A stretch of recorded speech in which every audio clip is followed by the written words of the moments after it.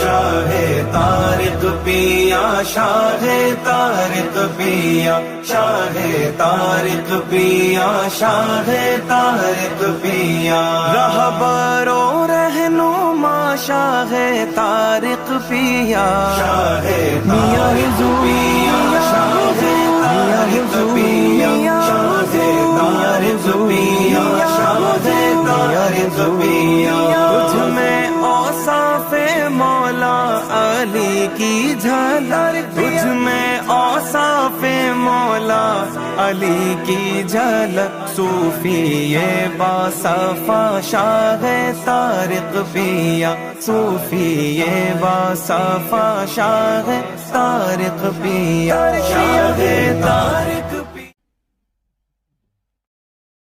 جو سوال ہے وہ دے ہمیں۔ میرا نام حافظ مہران علی ہے اور میرا تعلق فیصل آباد سے ہے۔ میرا سوال یہ ہے میاں حضور کی بارگاہ میں السلام علیکم۔ میرے انکل کا ایکسیڈنٹ ہوا تھا دماغ کا، جس کی وجہ سے ان کے دماغ کی نا ایک نس خراب ہو گئی ہے، جس کی وجہ سے ایک آنکھ سے وہ اب دیکھ نہیں سکتے۔ ڈاکٹرز کو چیک اپ بھی کروایا ہے تو انہوں نے کہا ہے کہ یہ ٹھیک نہیں ہو سکتی نا، تو پلیز کائنڈلی کوئی ایسا نسخہ بتا دیں جس سے ان کی بلڈ کی سرکولیشن دماغ ٹھیک ہو جائے۔ ان کو اس کے لیے یہ ہے کہ معجون ازراقی اور اطریف الاسطو خدوس دونوں کو لے کے ہم وزن کر لیا جائے اور مکس کر لیا جائے اس کو، اور اس کی آدھی چمچی جو ہے ان کو استعمال کرائی جائے تو انشاءاللہ تعالی اس سے کافی افاقہ ہوگا اور کافی قوی نسخہ ہے اس معاملے میں۔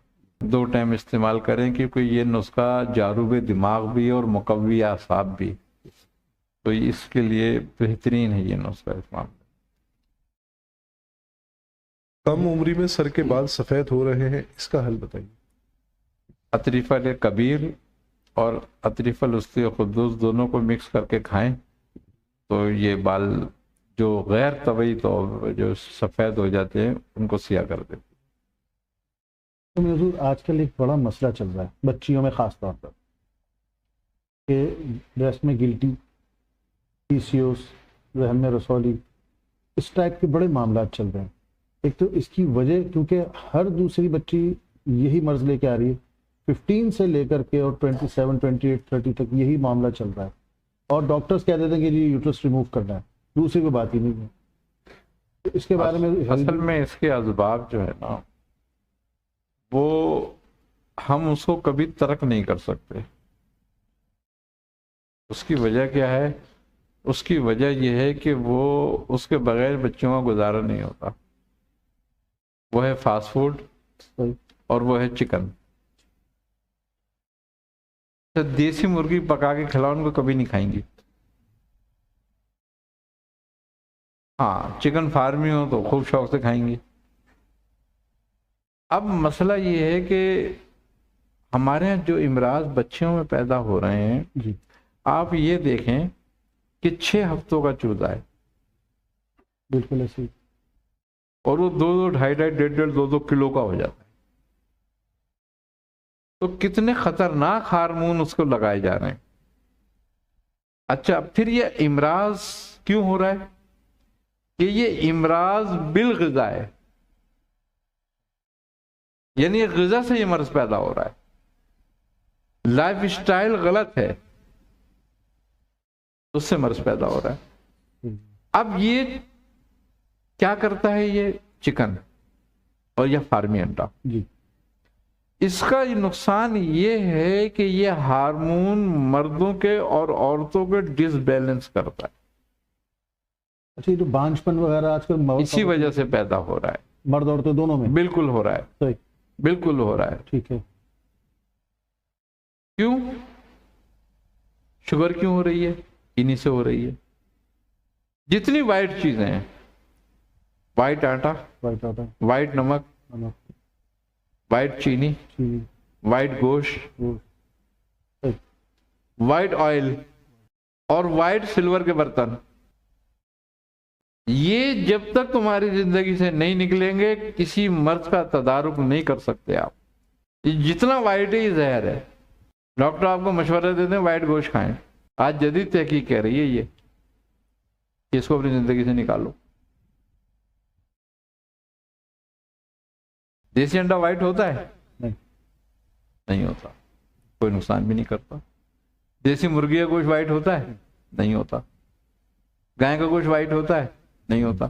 تو مسئلہ یہ ہے کہ آپ وائٹ چاول یا پالش کیے ہوئے چاول آپ کے پاس آ رہے ہیں، آپ لال چاول کھائیں گے ہی نہیں، یہ بالکل نہیں، بغیر پالش کا چاول نہیں کھائیں گے آپ، ہاتھ بھی نہیں رکھے گا۔ ہاتھ بھی نہیں رکھیں گے۔ وائٹ آٹے کے بغیر آپ روٹی نہیں کھائیں گے۔ سارے بیکری آئٹم آپ کے وائٹ بن رہے ہیں، آپ کو کہتے ہیں روٹی نہ کھاؤ، ڈبل روٹی کھا لو، جی اس سے زیادہ خطرناک۔ سر، خمیر کے لیے جو آئٹم استعمال ہو رہے ہیں خمیر پیدا کرنے کے لیے، کیمیکل، یہ کینسر ڈیولپ کر رہے ہیں۔ ہم نے جو ہے اپنا لائف اسٹائل نہیں تبدیل کیا تو یہ مرض کوئی نہیں روک سکے گا، کسی بھی کے پاس ان کا علاج نہیں ہوگا۔ اور حدیث بھی ہے نبی کریم صلی اللہ علیہ وسلم کی کہ قرب قیامت کے وقت تو عورتیں، مرد اور جانور بانج ہو جائیں گے۔ دیکھو ہو رہے ہیں، کثرت سے ہو رہے ہیں، بالکل اسی طرف جا رہے ہیں۔ بالکل۔ ایک وقت وہ آئے گا کہ کہیں بچہ پیدا ہوا کرے گا، لوگ کہا کریں گے ارے فلاں جگہ بچہ پیدا ہو گیا، یہ حال ہو جائے گا، لیکن ہم رکیں گے نہیں ان سے۔ یہ اسباب ہیں اصل میں سب سے۔ جی سوال۔ میاں حضور کی بارگاہ میں سلام عرض ہے، اور سوال یہ ہے کہ اکثر ذکر کرتے ہوئے یا مرشد کا تصور کرتے ہوئے یا ویسے ہی بیٹھے ہوئے جسم میں جھٹکا لگتا ہے، تو اس کا کیا مطلب ہوتا ہے؟ ایسے حالات میں جھٹکا لگا، جھرجھری آنا یا دماغ اور کانوں کا سن ہو جانا روحانیت کی آمد کی اطلاع ہوتی ہے، غائبانہ روحانیت موجود ہوتی ہے، تب یہ کیفیت پیدا ہوتی ہے، اپنی موجودگی کا احساس کراتے ہیں۔ یورک ایسڈ کے لیے کوئی نسخہ تعلیم فرما دے، یورک ایسڈ بڑا ہوا ہو اس کے لیے۔ یورک ایسڈ جو ہے اصل میں بیسیکلی پھر وہی بات آ جاتی ہے کہ یہی بات ہے کہ ہماری غذا، فاسٹ فوڈ کا اثر اور پین کلر دواؤں کا اثر جو ہے گردوں پہ پڑتا ہے۔ گردوں کو بہت زیادہ کام کرنا پڑتا ہے، جس کی وجہ سے گردوں کی کیپیسٹی، اپنے قوت جو ہوتی ہے صفائی کرنے کی، وہ اتنی نہیں رہتی جتنی ہونی چاہیے، جس کی وجہ سے یہ یوریا رکنے لگتا ہے، یورک ایسڈ، اور یہ پھر جوڑوں میں بیٹھنے لگتا ہے اور پھر تکلیف کرتا ہے، درد کرتا ہے۔ تو اس کے لیے یہ ہے کہ سورنجان، ماجون سورنجان لے لیں اور اس کی آدھی چمچی اور حب سورنجان کی 1-2 گولیاں صبح شام استعمال کریں تو انشاءاللہ تعالیٰ سے نجات مل جائے گی۔ السلام علیکم، میں یوسف نہال انڈیا سے رابطہ کر رہا ہوں۔ میرا سوال میں حضور کی بارگاہ میں یہ تھا کہ اگر دینی، روحانی، دنیاوی معاملے میں کوئی استخارہ کرنا ہو تو اس سے ہمیں کیا پڑھ سکتے ہیں ہم؟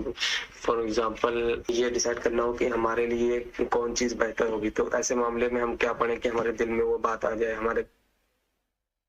اس کے لیے بہترین طریقہ یہ استخارے کا اگر کوئی کرنا چاہتا ہے تو 7 مرتبہ سورہ علم نشرہ، 7 مرتبہ آیت الکرسی اور 300 مرتبہ یا علیم و 7 مرتبہ درود ابراہیم پڑھ کے تکیے میں دم کر کے سو جائے۔ اپنا مقصد کہہ کے انشاءاللہ تعالیٰ پہلی رات، دوسری رات یا تیسری رات میں سامنے آ جاتا ہے سب کچھ۔ جیسے کہ رمضان ہے اور رمضان المبارک میں جو ہے وہ بعض اوقات اوور ایٹنگ ہو جاتی ہے، اس کی وجہ سے جو ہے وہ معدے میں تیزابیت پیدا ہو جاتی ہے، تو اس کی تیزابیت نہ ہو یا تیزابیت ہو گئی ہے تو اس سے کیا کیا جائے اس کے لیے؟ اصل میں بات یہ ہے کہ معدے کی کیپیسٹی ہے، اب جب کیپیسٹی سے اوور لوڈ ہو جائے تو پھر تو ٹرک بھی نہیں چلتا، معدہ کیا چلے گا؟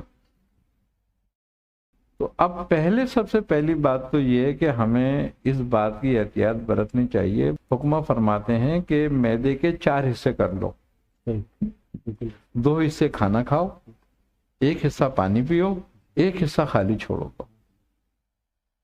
تاکہ کھانے کو رولنگ کرنے میں اس کو آسان ہو، اس کو ہضم کرنے میں آسان ہو جائے۔ اب ہم 4 میں سے 1 حصہ تو چھوڑتے نہیں کھانے سے ہی پہلے، پورے 4 حصے بھریں گے اس کے، پھر اوپر سے پانی، اب وہ چلے تو کہاں چلے؟ لہذا وہ سڑتا ہے، تیزاب پیدا کرتا ہے، پھر تعفن تبخیر پیدا ہو جاتی ہے اس سے۔ اب یہ کہو کہ یہ پیٹ بھی پورا بھرے، اسی طرح 4 حصے کریں پورے اس کے، اور پھر وہ تیزابیت بھی نہ ہو، ایسا تو کوئی فارمولہ ہی نہیں بنا۔ یہی ہے کہ پہلے احتیاط کرو پھر دوا کرو۔ احتیاط یہی کرو کہ اوور لوڈ کھانا نہ کھاؤ۔ ہاں ہم اپنا 2 حصے کھانا کھاتے ہیں، 1 حصہ پانی پیتے ہیں، پھر بھی ہمارے کو یہ شکایت رہتی ہے، اس کا تدارک ہے، اس کا تدارک کرنا چاہیے۔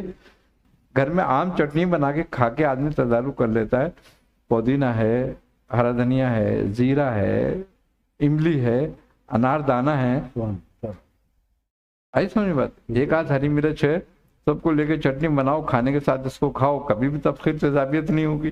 بہترین، ہاں بہترین، اور معدے کو بھی فعال کرے گا۔ اور ایک حدیث ہے نبی کریم صلی اللہ علیہ وسلم کی کہ آپ نے فرمایا جب دسترخوان پر بیٹھو تو اپنا ہاتھ ہلکا رکھو اور کھانے سے پہلے تھوڑا نمک چکھو۔ جو کھانے سے پہلے نمک کھاتا ہے نا، تھوڑا سا سفید والا نہیں، ریڈ والا، لال والا نمک جی، جو کھاتا ہے، اس نمک کے کھانے کی خصوصیت یہ ہوتی ہے کہ جب یہ زبان پہ لگتا ہے تو ایک لعاب پیدا ہوتا ہے منہ میں، اور یہ نمک اندر معدے میں چلا جاتا ہے، جس سے یہ اندر جو ہے ہائیڈروکلورک ایسڈ کو تیار کرتا ہے، اور ہمارے منہ میں کی جو ہے نا مسام کو کھول جاتا ہے۔ اب جب ہم نوالا چباتے ہیں تو وہ لعاب اس کے نوالے کو لگتا رہتا ہے اور وہ جاتا رہتا ہے معدے میں، جس کا نتیجہ کیا ہوتا ہے کہ غذا آرام سے سکون سے ہضم ہو جاتی ہے، کیونکہ ہمارے معدے میں جو ہے ہائیڈروکلورک ایسڈ جو ہوتا ہے، نمک کا تیزاب، اس کی کمی واقع ہو جاتی ہے تو جلن، تیزابیت وغیرہ یہ ہوتا ہے۔ اگر یہ پورا رہے تو کبھی نہیں ہوتا۔ تو اب عمر کے ساتھ ساتھ یہ کم ہونے لگتا ہے جسم میں، تو لہٰذا یہ ہے کہ وہ لوگ جو 40 سال سے زیادہ عمر رکھتے ہیں ان کو شکایت ہے تو وہ کھانے میں ذرا نمک ضرور کھایا کریں، پہلے سب سے پہلے چٹکی 1 نمک کی رکھا کریں تو آرام سے ہضم بھی ہوگا کھانا۔ اچھا اب رہ گئی بات کہ وہ جو بلڈ پریشر کے مریض ہیں، اب وہ بلڈ پریشر کا مرض جو بڑھاتا ہے وہ وائٹ نمک بڑھاتا ہے۔ یہ نمک جو ہے ریڈ نمک کبھی نقصان نہیں دیتا بلڈ پریشر میں۔ میں وہی کہہ رہا ہوں کہ ساری سفید چیزیں زہر ہے، جتنے بھی کھانے کا آئٹم ہے، اور ساری وہ سفید چیزیں پکتی کائے میں سفید برتن میں،